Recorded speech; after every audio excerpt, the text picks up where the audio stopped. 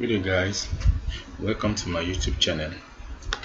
On our last lecture we talked about the average function in an Excel worksheet.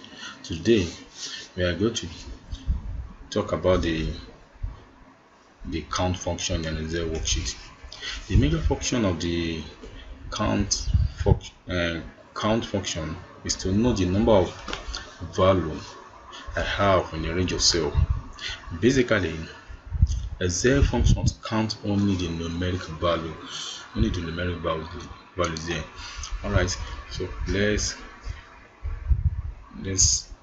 try to work out on how to get the count functions. As we usually go about it, so first of all we go to the formula bar, then insert function, then type count, then click on go. As you can see, we have series of counts function, the count function, and but what I'm interested in right now is the count function. But in my later lecture, I will still discuss much in depth about the other functions. So click on OK. Now I'm going to select the cell I'm actually interested in. So in this cell, now click OK.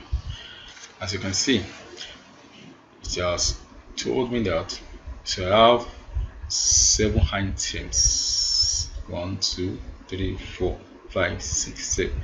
Yeah, it has been able to count the number of items and the number of items I have, figures I have on this column here.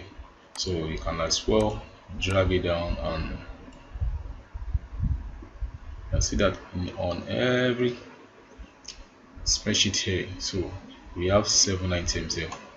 So that is just the function of the count function.